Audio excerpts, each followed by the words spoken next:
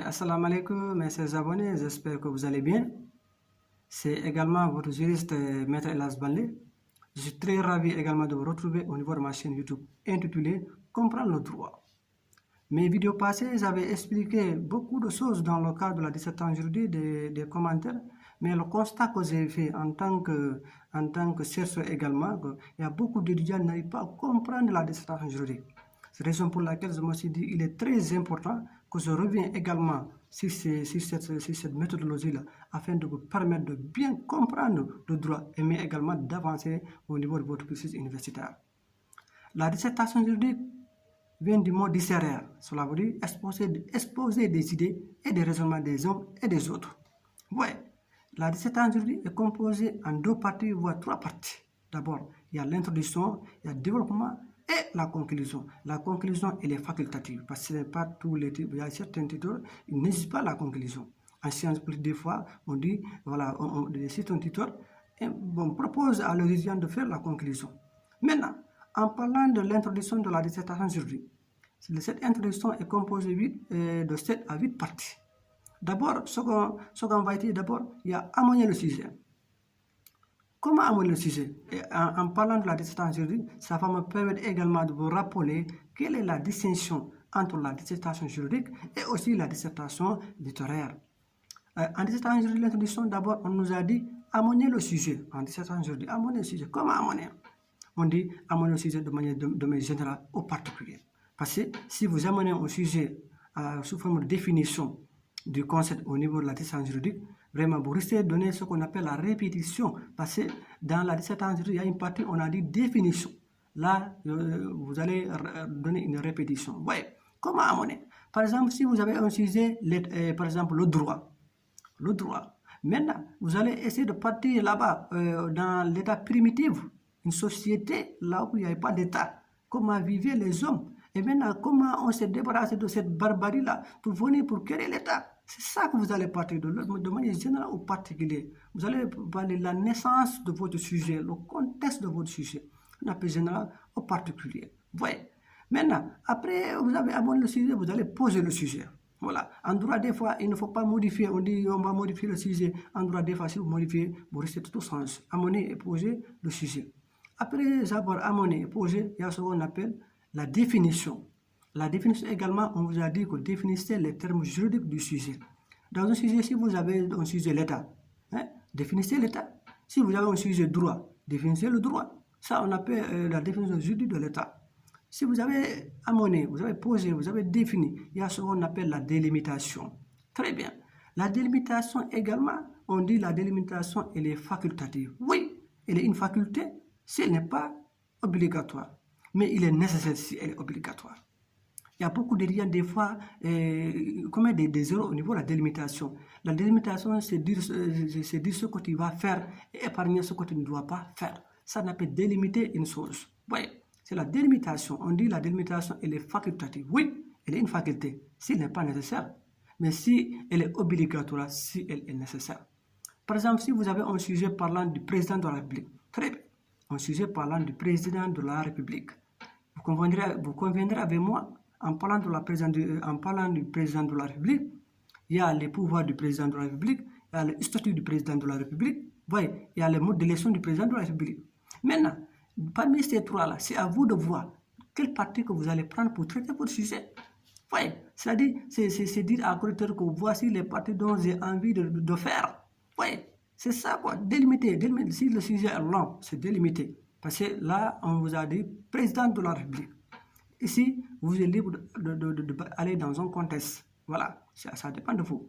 Maintenant, après amener, poser, définir, délimiter, d'abord, il y a la problématique entre l'intérêt. Il y a certains titres, on dit que la problématique vient avant les intérêts, les autres viennent que les intérêts viennent avant la problématique. Mais quand même, ça ne change pas, c'est question de TikTok, quoi. Vous voyez, comprenez. Maintenant, après avoir amené, posé, défini, délimité, il y a ce qu'on appelle les intérêts. Très bien, les intérêts. Il y a deux intérêts. Et également, intéressant au sujet de dissertation. Si vous comptez faire deux intérêts, vous allez dire que le sujet a deux intérêts. À savoir, l'inthéorie et l'interprétation. À tout ce qui concerne le premier intérêt, à savoir théorie. Voilà, vous allez montrer le correcteur qu'est-ce que vous allez faire d'abord? Si vous allez faire d'autres intérêts ou bien un seul intérêt.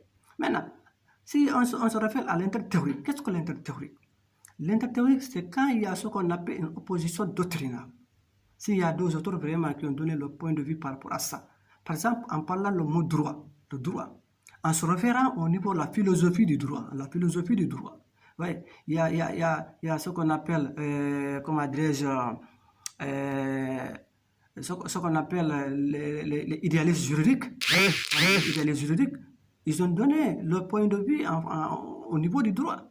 Oui, les idéalistes juridiques, ils ont donné leur mot au niveau du droit. Il y a ce qu'on appelle aussi le positivisme juridique et le naturalisme également. Ces derniers également ont donné leur point de vue en droit. Oui, ce sont des idées opposées. Ce sont des positions doctrinales. Chacun a donné ses points de vue en fonction de votre sujet. Oui. Après avoir donné comment amener, poser, définir, délimiter l'intérêt théorique, il y a l'intérêt qu'on appelle l'intérêt pratique. Et également, je vous rappelle, tout sujet a une importance dans la société. Tout sujet a un intérêt pratique. Parce que tout sujet a l'impact dans la société. Oui, ça on appelle l'intérêt pratique. Voilà. Vous allez dire également, ce sujet regorge un intérêt pratique dans la mesure où il nous permet de faire ça. Oui, vous allez montrer de manière très ramassée également des idées très explicites afin qu'en tant que correcteur, s'il voit ça, il saura exactement voici les propos de l'étudiant. Vous voyez, après avoir donné également les intérêts, il y a aussi ce qu'on appelle la problématique, la question de droit. Si vous ratez la problématique, dans les normes, on dit que la problématique coïncide avec le plan. Si vous donnez votre problématique, par exemple, vous donnez qu'est-ce que le droit ou bien qu'est-ce que l'État, et au niveau du plan, on vous attend que vous donnez la définition de l'État. Vous ne pouvez pas donner au niveau de votre problématique qu'est-ce que l'État, et vous donnez au niveau du plan, vous donnez des caractères.